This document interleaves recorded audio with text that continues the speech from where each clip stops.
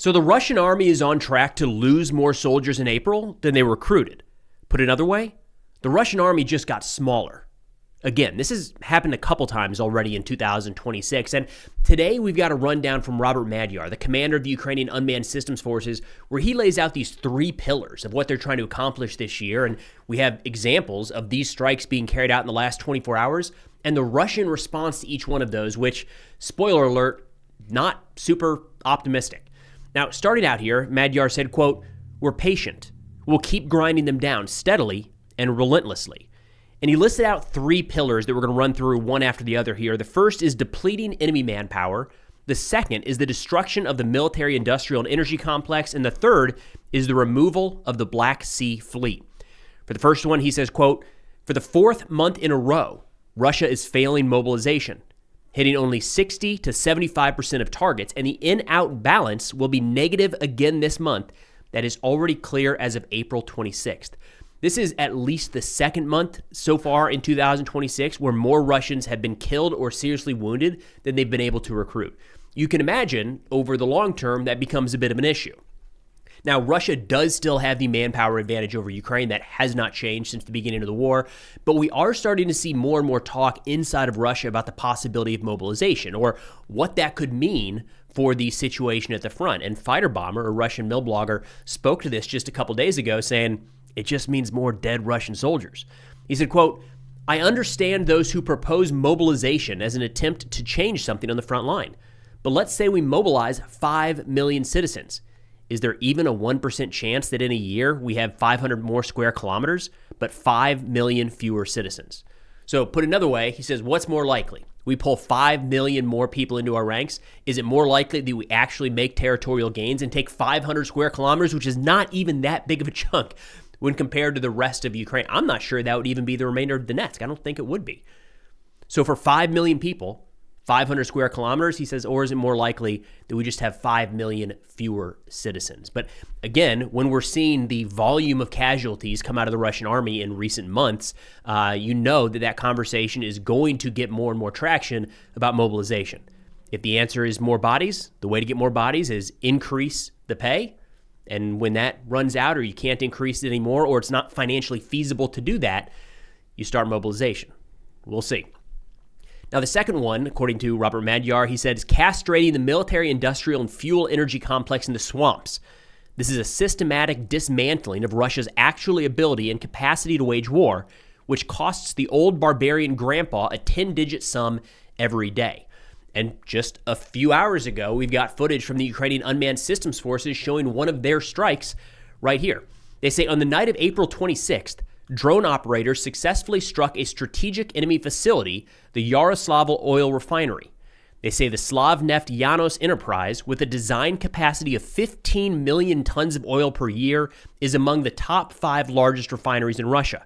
The plant specializes in deep oil refinery and produces motor gasoline, diesel fuel, aviation kerosene, jet engine fuel, heating oil, and other petroleum products. They say as a result of the strike, a fire broke out in the enterprise's territory. The detailed consequences are being clarified. And we've seen this over and over and over and over again recently. Tuops, another major Russian oil refinery. I'll put up the picture here to show the damage. Holy cow. Like significant damage impacting the Russian energy infrastructure day in and day out. And again, this stuff is being noticed inside of Russia. They're watching this going, what's going on, guys? Like, what are we not able to shoot these down? Are we not able to protect this territory? Russian milblogger Wagner Kotenok said, quote, "The enemy is simply reveling in impunity. And although our defense ministry's reports almost daily mention retaliatory strikes, it seems that they do not at all deter our adversary, which is growing stronger with each passing month. The threats of Orshnik are not enough for him, and he is learning to resist Garans every day. The enemy, openly mocking, promises to only intensify missile and drone attacks, including beyond the Urals." So very deep strikes inside of Russia. He says if the dynamics of attacks on Russia continues and we are unable to counter them with decisive responses, serious consequences lie ahead because this is war. And we've already started to see that this year. I mean, it's hard to tell the exact impact that these strikes on Russia's energy infrastructure is having on the Russian economy. It's kind of something that builds over a period of time. But I mean, I think at least a couple times a week, close to every single day for a couple weeks now. We have seen massive fires at Russian oil facilities that costs a lot of money. All right, that just takes production offline, and it takes a while to get all of that back. So that is the second pillar that Magyar laid out today. Now, I do want to give a quick update on the fundraiser we're running through Car for Ukraine. We just got a note from the battalion commander of the Seraphims in the 104th Territorial Defense Brigade. He sent a message through Car for Ukraine for you all. So I wanted to share this with you today. We had asked for any updates. How's everything going? What's it like right now? And he said, this is Sergey, the battalion commander. He said, we're going through very difficult times right now. There are many wounded. This week, I attended a meeting at the Territorial Defense Forces headquarters along with other newly appointed commanders. We all face the same challenges. Among them is a shortage of equipment. We rely heavily on volunteer support, which is why I truly appreciate having you by my side. Thank you very much, Claire, our contact at Car for Ukraine. To you and for the Car for Ukraine team and Preston, please pass on my regards to him. And it's not to me, it's to you all. All right, so I'm trying to consolidate this information, share with you all the impact that you are having, very real impact day in and day out with these soldiers that need these vehicles to get to and from positions on the front, evacuate their wounded. They shared a story, a brief story about one of their platoon commanders that was seriously wounded. They had a hard time getting him out. It's these vehicles provided through Car for Ukraine that are actively saving lives day in and day out. So for those interested and able in contributing to this campaign, the link will be in the description and pinned comment below. Now, turning to the third pillar laid out by Robert Magyar, he said the Black Sea Fleet is not far from done, and the myth of impenetrable air defense is fading with each new 100 destroyed SAMs and radars, not by the 1,000, by each 100. That tells you that it's limited. Now, the SBU just a few hours ago unfortunately just released pictures. We probably are going to get some footage here because that tends to be the process, showing a pretty significant strike in Crimea. They said they went after 3 ships of fighter jet and air defense systems, all in Crimea. And we do have a couple of the pictures here. They say the Alpha Special Forces of the SBU conducted a successful special operation at the naval base of the Russian Black Sea Fleet in Sevastopol and the Belbek military airfield. They said they hit the Russian landing ship Yamal, the Russian landing ship Filchnikov, the Russian reconnaissance ship Ivan Kurs, the training center Lukomka, the headquarters of the Air Defense Forces. They had a radar system, a MiG-31. We do have the picture of that one.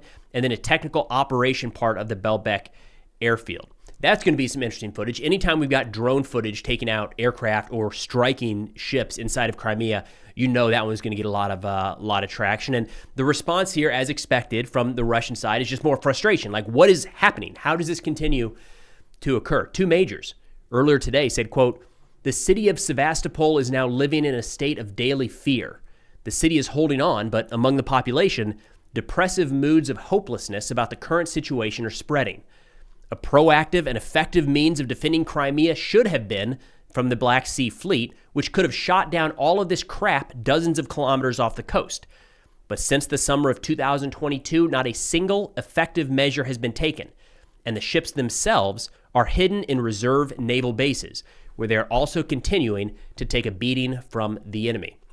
I've seen a lot of discourse recently about the naval lessons learned out of this conflict. There it is, right there. Russia is not able to forward position air defense assets in the Black Sea to protect the coastal areas like Sevastopol and others. They have to wait until those Ukrainian munitions are over land to try to engage them.